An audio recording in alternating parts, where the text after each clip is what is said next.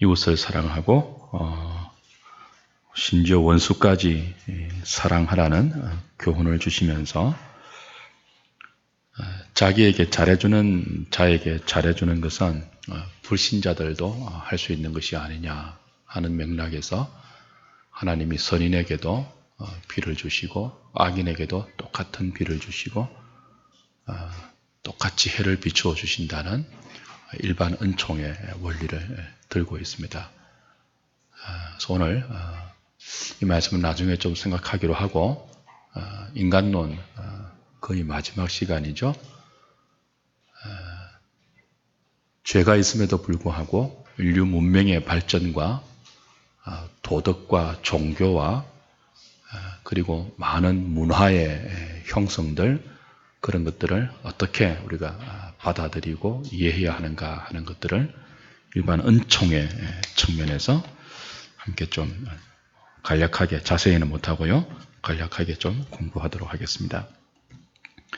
인간론이 거의 다 마쳤기 때문에 아마 다음 주에 요약을 해서 마치기로 하고 오늘 잠시 지금까지 했던 것 여러분이 한번 더듬어 보십시오. 인간론을 처음 하면서 인간이 어떤 존재라고 우리가 배웠죠? 피조물인 동시에 인격체라고 배웠죠? Created person. 그래서 피조물이기 때문에 매사에 하나님을 의존해야 하는 의존적 존재가 인간입니다. 동시에 인간은 단순히 기계적인 피조체가 아니고 하나님의 형상으로 지어진 인격적인 존재였죠. 그래서 인격적인 존재라는 것은 자기의 선택과 자기의 결정에 대해서 자기가 책임을 져야 하는 책임적 존재이고 도덕적 존재임을 이야기합니다. 그래서 인간을 말할 때 이 두 가지가 함께 가야 돼요. 우리 개혁주의는 흔히 피조물인 것만 너무 강조하는 경향이 있습니다. 그러면 인간은 자칫 기계나 로봇으로 오해할 수 있으니까 그 인격체라는 것도 동시에 기억을 해야 되죠. 피조물인 동시에 하나님의 형상으로 지원받은 책임적 존재, 인격적 존재, 도덕적, 영적 존재가 바로 인간이라는 존재였습니다.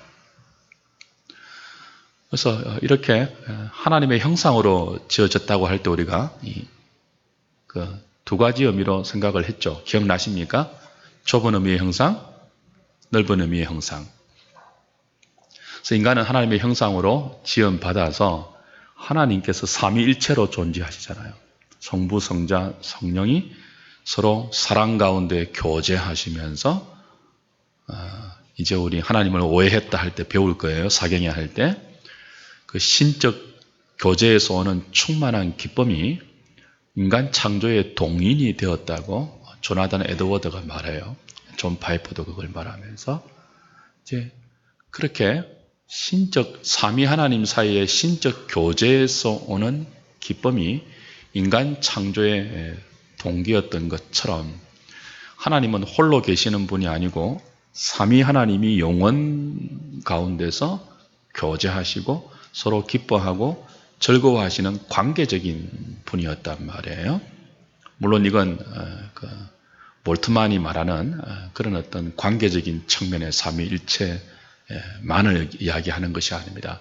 여하튼 하나님의 형상을 닮았다는 것은 그리고 하나님의 형상으로 지어졌다는 것은 삼위 하나님이 서로 사랑 가운데 교통하고 계셨던 것처럼 인간도 교통적인 존재로 지어졌음을 의미해요.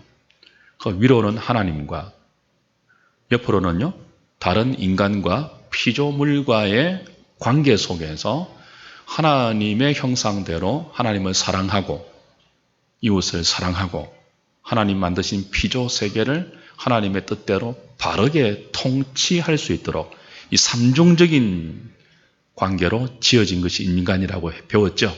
그렇죠? 그래서 하나님을 사랑하고 이웃을 사랑하고 피조물을 바르게 다스리도록 하는 것이 뭐예요? 좁은 의미의 형상이었습니다. 의와 거룩함으로 그리고 하나님을 아는 참된 지식이라는 좁은 의미의 형상이었습니다. 의, 거룩함, 하나님을 아는 바른 지식. 이제 이 좁은 의미의 형상, 가지고 하나님은 인간이 하나님을 사랑하고 이웃을 사랑하고 피조물을 바르게 섬길 수 있도록 모든 재능과 은사와 탁월함을 주셨습니다. 그래서 하나님이 부여하신 모든 재능과 은사와 다른 피조물에 비해서 탁월한 능력들을 우리는 무엇이라고 불렀죠? 넓은 의미의 형상이라고 불렀습니다. 그죠?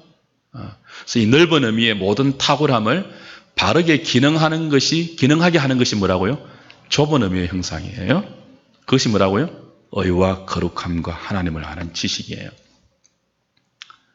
근데 이것이 이제 어떻게 깨트려 버렸다고 했죠? 죄가 깨트려 버렸다고 했죠. 그래서 죄가 들어온 순간부터 하나님의 형상은 왜곡되고 파괴되고 부서져서 이제 하나님과 이웃과 피조 세계를 바르게 섬기도록 사용되어야 할 우리의 탁월한 능력들이 전부 어디를 향하고 있다고요? 자기 자신만을 사랑하고 자기 자신만을 추구하는 쪽으로 이기적으로 왜곡되었다고요? 그게 이제 죄가 끼친 가장 큰 인생의 영향입니다. 그래서 인간은 이기적이 되었습니다. 자기밖에 모르는 하나님도 자기를 위해서 이용하고 이웃도 자기를 위해서 이용하고 피조 세계도 자기를 위해서 착취하는 그런 이제 존재가 되었고 그 죄 때문에 인류에게 모든 비참과 불행과 공고함이 찾아오게 되었죠.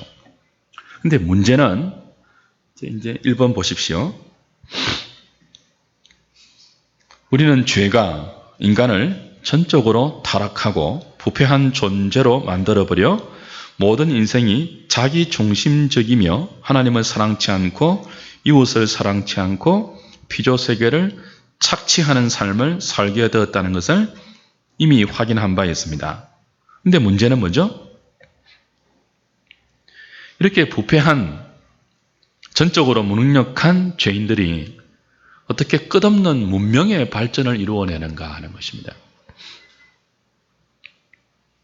특별히 불신자인데도 하나님 모르는 사람들인데도 정말 우리가 볼 때는 선하게 사는 사람들이 있지 않습니까? 남들을 배려하고 상식을 지키고 가난한 자를 구제하고 도우려고 하고 욕심을 부리지 않는 소위 말하는 선한 이웃, 법 없이도 살 것 같은 그런 우리 삼촌, 그런 우리 할머니 같은 그런 분들, 그런 인생들을 어떻게 설명할 수 있냐는 거죠. 인간론에서 우리가 성경적으로 배운 것은 모든 인간이 죄인이라는 거예요. 이기적이라는 거예요. 하나님과 다른 사람까지 자기를 위해서 이용해 먹는 존재라는 거예요. 하나님의 형상이 깨트려지고 구부러지고 왜곡되었다고 배웠어요. 근데 문제는 우리 가운데 예수를 모르는데도 비교적 선하게 사는 사람들이 있어요, 없어요? 있다는 거예요. 그리고 이런 인간이 눈부신 과학과 문명의 발전을 이루면서 살아왔다는 거예요. 어떻게 타락한 인간이, 부패한 인간이, 전적으로 자기만 위하는 이기적인 인간이 이렇게 될 수 있느냐? 어떻게 도덕을 발전시키고 철학을 발전시키고 종교를 만들어낼 수 있는가? 여러분, 그래도 종교는 그래도 선하게 살자는 주의잖아요. 그렇잖아요. 기독교 아닌 다른 종교, 그래도 그 종교의 면면에 흐르는 정신이 뭐예요? 착하게 살자는 거 아니에요. 인간답게 살자는 거 아니에요. 어떻게 이런 것들이 형성될 수 있고 발전될 수 있느냐 하는 것입니다. 전통적으로는 개혁주의에서 이런 문제를 하나님의 일반 은총이라는 개념으로 설명해 왔습니다. 하나님께서 일반 은총을 선인과 악인을 가리지 않고 주셔서 그 일반 은총으로 죄를 억제하면서 역사를 유지해 오신다 하는 개념인데요. 오늘 이걸 좀 간단하게 살펴보면서 좀 정리를 해보도록 합시다. 일반 은혜에 관하여서도 믿지 않는 사람들의 비교적 선한 도덕적 윤리적 삶을 해석할 때 어거스틴 같은 경우는 이렇게 생각했습니다.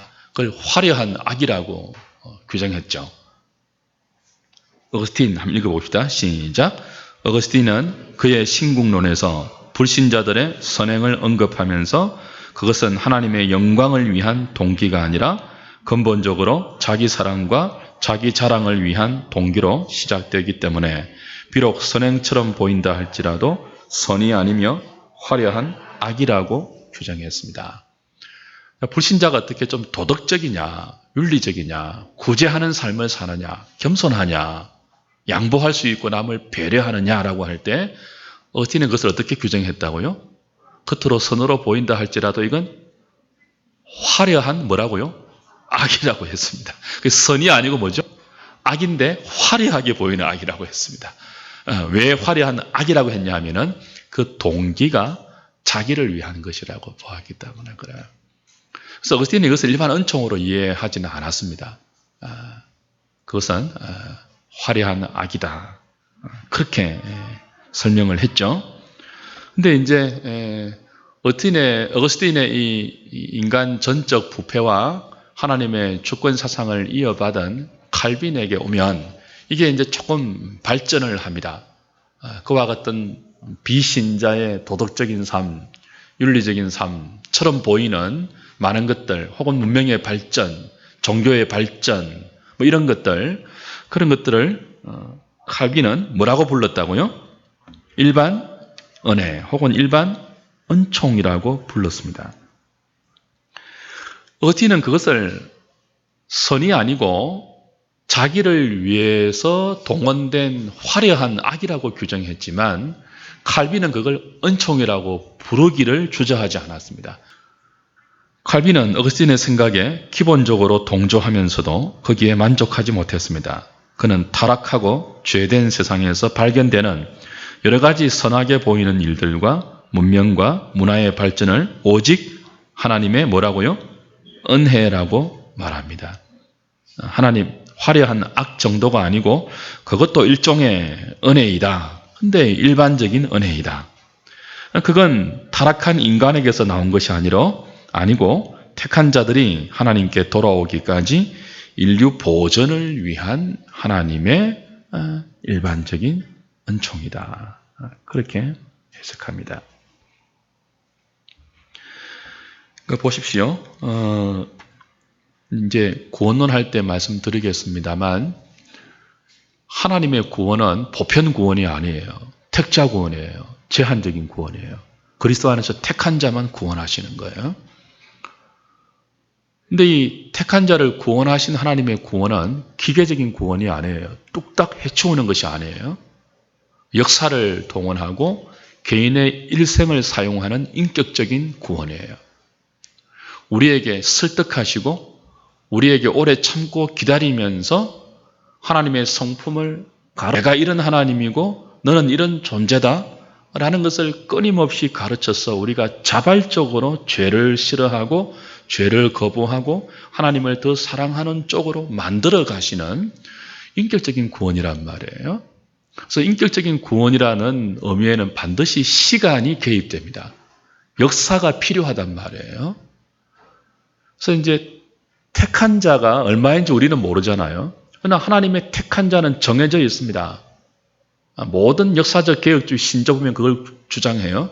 하나님의 택한 자는 감소하지도 않고 증가하지도 않고 고정되어 있습니다. 하나님은 그 택한 자를 역사 속에서 부른다고요. 개인의 인생 속에서 부른다고요. 시간을 사용해서 부른다고요.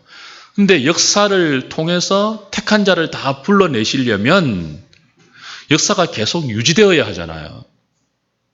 우리는 모르지만, 택하는 자가 얼마인지 모르지만 유지되어야 한단 말이에요. 근데 역사가 유지되기 위해서는 죄가 팽창되면 안 됩니다. 인간의 죄성을 하나님께서 억제하지 않고 누르지 않고 그냥 그대로 내버려 두면 인간은 이성 없는 미친 짐승처럼 죄를 폭발시킨단 말이에요. 그러면은 하나님의 공의의 성품상 그 죄를 심판할 수밖에 없잖아요. 인간의 죄가 브레이크가 걸리지 않고 고장난 차처럼 미친 듯이 막 죄성을 발동하고 살면 하나님은 역사를 심판으로 중단시킬 수밖에 없는 공의를 발동하셔야 됩니다. 그렇게 되면 역사 속에서 택한 자를 구원하시는 하나님의 구원은 불가능하게 돼요. 그래서 하나님이 택한 자를 역사 속에서 인격적으로 불러내셔서 구원을 이루어 가시기 위해서 어떻게 하십니까? 역사를 보존하고 역사를 유지시켜야 돼요.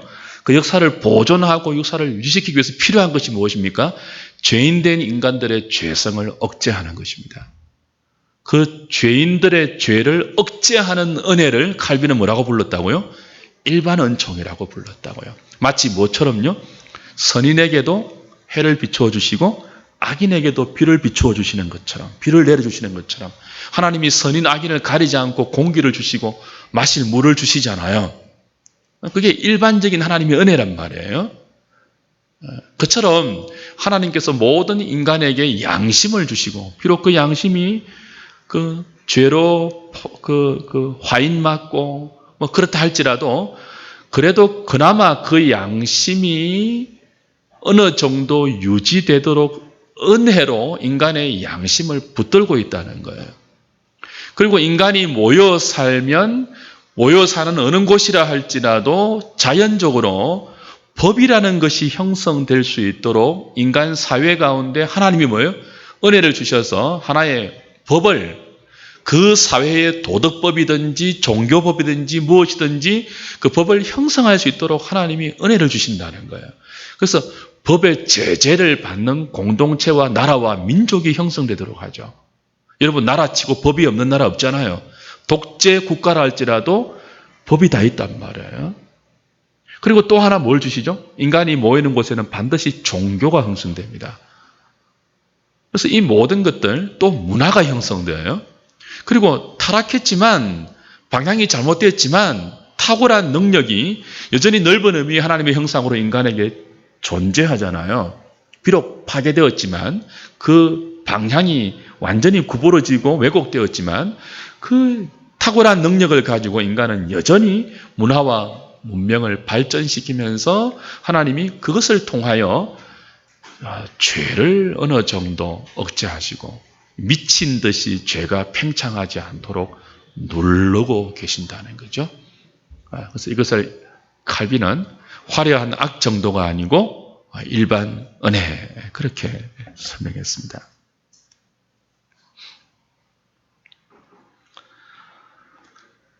칼빈의 그 일반 은총 밑에서 네 번째 문단 같이 한번 읽어볼까요? 시작. 칼빈의 일반 은혜를 요약하면, 첫째, 불신자들도 번쩍이는 진리를 가질 수 있으며, 둘째, 불신자들도 하나님의 일반적인 은총으로 옷 입혀져 있으며, 셋째, 모든 진리는 하나님으로부터 나오며, 넷째, 그러하기에 불신자들에 의해 진리가 표현될 때에도 그 진리를 거부하거나 경멸하는 것은 성령을 모독하는 것이라는 견해입니다. 그래서 일반 은혜의 그 교리에 의해서 그리스도인은 상식적이어야 합니다. 뭘 상식하면 안 돼요?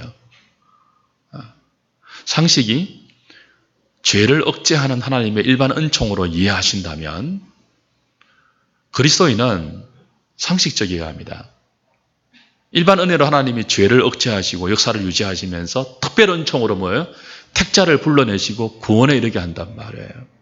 특별 은혜를 입은 자는 일반 은혜를 무시하지 않습니다.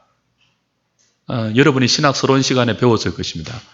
일반 계시와 특별 계시가 있는데 이게 이제 신자에게는 일반과 특별의 사실은 구별이 모호해집니다. 특별 계시는 죄를 넘어서 오는 구원의 계시인데 구원의 계시, 특별 계시를 은혜로 받은 사람들은 일반 계시에도 눈이 뜨여져서 모든 양심과 피조 세계를 보면서 하나님을 발견하잖아요. 하나님께 영광을 돌리잖아요. 하나님을 아는 지식의 도구로 사용하잖아요. 그처럼 특별 은총으로 구원을 받은 그리스도인은 일반 은총을 무시하면 안 된다고요. 그 일반 은총이 하나님에게서부터 온 죄를 억제하는 은혜라는 것을 인정하고 그것을 받아들이고 불신자들이 그 일반 은총 가운데에서 펼쳐나가는 문화와 문명의 어떤 양태들, 물론 그것을 구별해야 하지만 그 속에도 죄성이 있으니까, 그죠? 구별해야 하지만 그것을 완전히 도태시하면서 외면하면서 그걸 마치 쓰레기처럼 취급하는 것은 정당치 않는 그런 견해입니다. 칼빈의 이런 일반 은총을 더 발전시킨 신학자가 바빙크이죠. 헤르만 바빙크. 사실 바빙크가 개혁주의 신학의 일반 은총론을 가장 강화시키고 우리 가운데 성경적으로 보급한 사람이라고 볼 수 있습니다. 하란 캄페인 신학교의 학장에 이 바빙크가 취임하면서 취임 연설을 일반 은총론으로 할 정도로 그는 일반 은총을 굉장히 중요하게 생각했습니다. 이렇게 말합니다. 죄는 하나의 힘이요 원리로서 피조된 생명의 모든 형태 속에 깊이 침투해 있다. 이것을 그냥 방치해 둔다면 모든 것들은 황폐해졌을 것이며 파괴되었을 것이다. 그러나 하나님께서 그의 은혜로 간섭하셨다. 그 다음부터 읽어보겠습니다. 시작. 그의 일반 은총을 통해서 하나님은 죄의 파괴적이고 파멸적인 세력들을 억제하시고 제어하신다. 그러나 이런 은총은 아직 충분하지 못하다. 이 일반 은총은 죄의 세력을 억제하고 가라앉히기는 하지만 없애거나 극복하거나 변화시키지는 않는다. 칼빈도 그렇고 바빙크도 그렇고 일반 은총의 기능을 분명히 제한시키고 있죠. 뭐로? 죄를 억제하는 것으로 제한시키고 있습니다. 그 넘어서 나가지 않습니다. 근데 이제 이 아브라함 카이프에 오면은 이게 훨씬 더 그런 개념을 넘어서서 일반 은총이 문화 변혁 쪽으로 강조가 되고 가르쳐지죠. 여러분, 아브라함 카이프는 네덜란드의 수상을 역임했습니다. 그가 주창한 유명한 그 사상 가운데 하나가 영역 주권론이죠. 우리 고신의 SFC라는 고신 교단에 속한 청장년 멸류허가 있는데 SFC의 주된 정신이 영역 주권론이에요. 청년들에게 굉장히 영향을 많이 미쳤습니다. 우리가 살아가는 모든 삶의 영역에 우리가 최선을 다해서 문화를 변화시켜야 된다.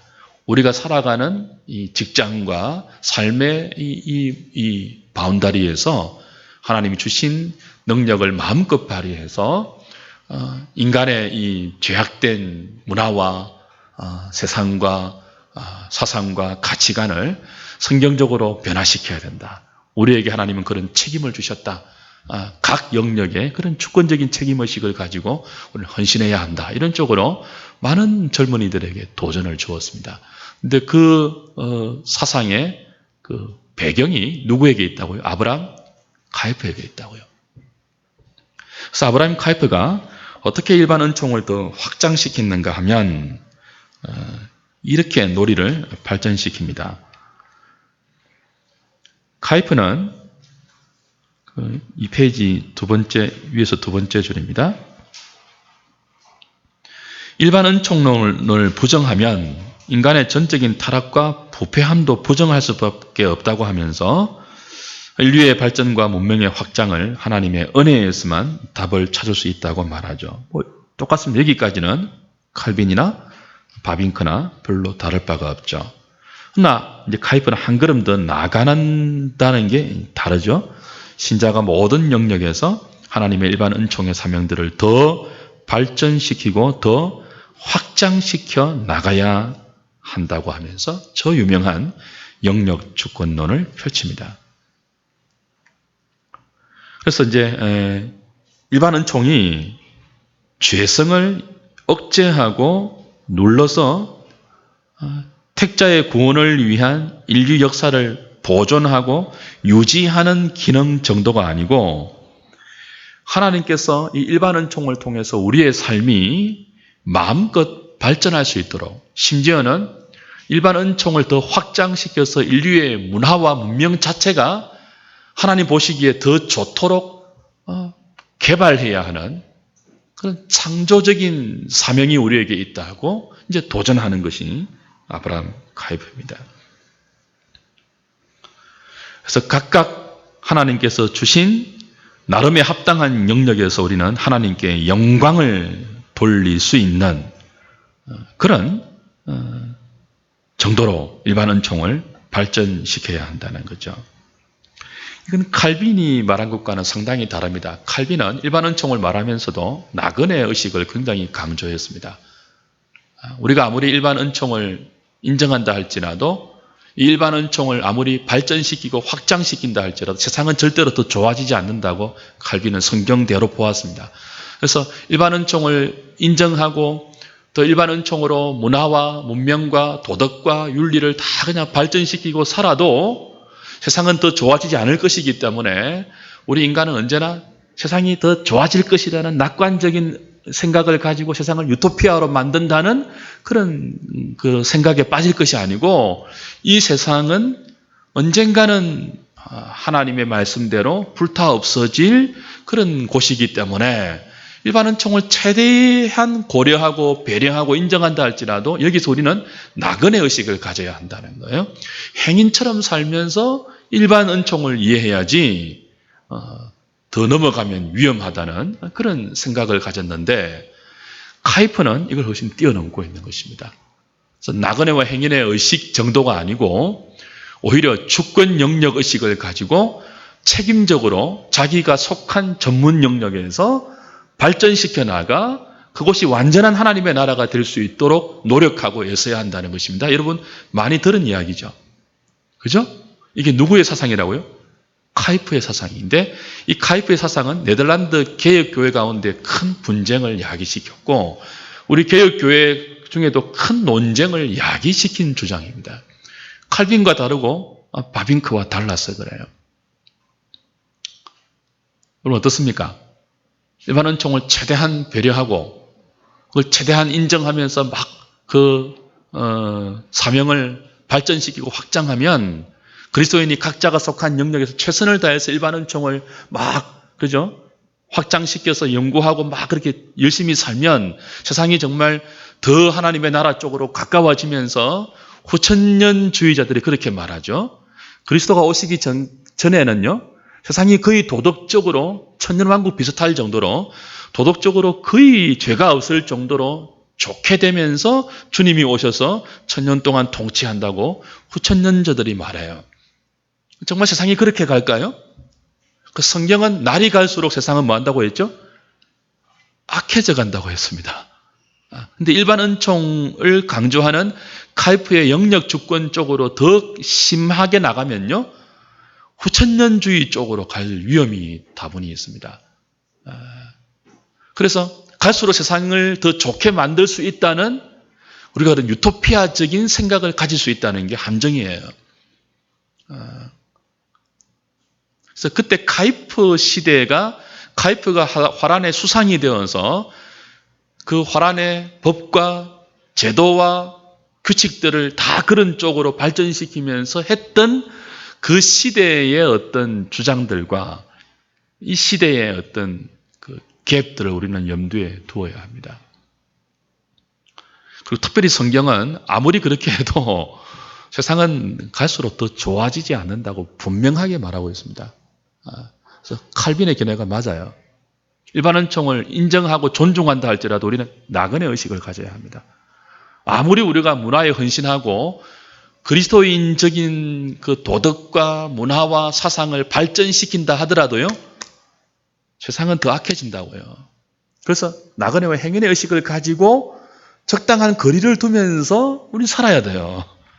막 한복판에 뛰어들어가지고 다이너마이트 터뜨리고 막 내가 변화시킬 거야 막 시키고 말 거야 막 그건 저는 아니라고 봐요.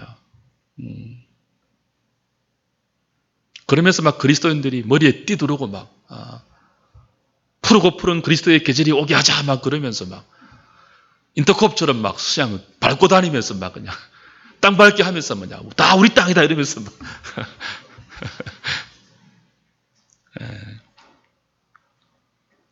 그래서 이 카이프의 일반은 물론 여러 가지 언약과 선택에 관한 차이도 있고 일반 은총에 관한 차이도 있고 카이프는 또 중생 가정설을 유아 그 언약을 말하면서 가정 중생설을 이야기했단 말이에요. 거기에 다 반대했지만 사실 이 일반 은총에 관한 영역 주권에서 클라스 스킬드와 아브라함 카이퍼의 차이는 극명하게 드러납니다. 스킬드는 뭐라고 했는가 하면 카이퍼를 반대하면서 이런 말을 했어요. 클라스 스킬드는 카이프의 일반 은총론을 비판하면서 은총이란 단어는 항상 죄의 용서만을 의미한다고 하면서 일반 은총이라는 용어 자체에 강력한 이의를 제기합니다. 은총이란 단어는 언제나 특별, 구원에 관계될 때만 쓰는 단어이다. 성경적인 단어이다. 이건 인간의 문화, 도덕, 윤리 이런 측면에 사용해서는 안 되는 단어라고 강력하게 반대하면서 카이프의 영역 주권론을 비판했죠. 왜냐하면 카이프처럼 그렇게 영역 주권을 강조하면서 일반 은총을 심화시킨다고 하면 이런 오해가 가능하다는 거예요. 마치 하나님께서 다스리는 이 세계가 타락한 죄로 타락한 세계 외에 일반 은총의 중립적인 세계가 있을 수 있다는 그런 죄의 영향들이 최소화되면서 억제되는 정도가 아니에요. 최소화되면서 신앙과 불신앙 사이의 대립이 배제되는 두 개의 영토 개념을 형성할 수 있기 때문에 카이프의 영역 주권론은 비성경적이다라고 강력하게 비판했죠.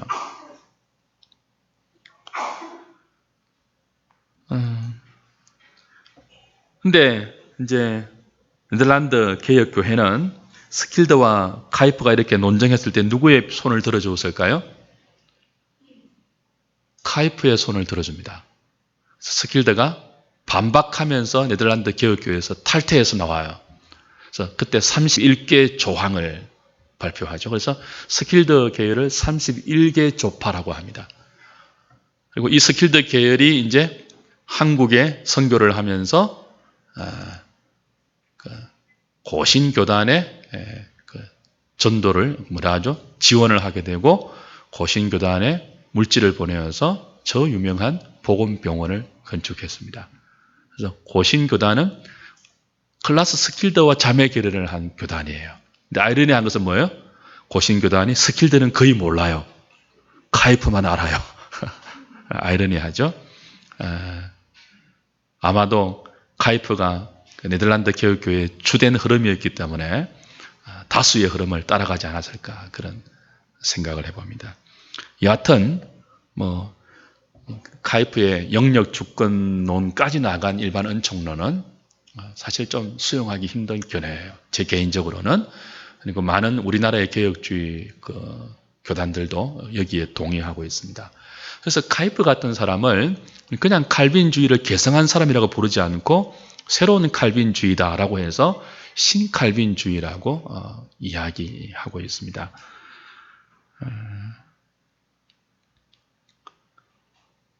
그러나 이 스킬드도 조금 극단적이죠. 아예 은총이라는 단어를 뭐예요?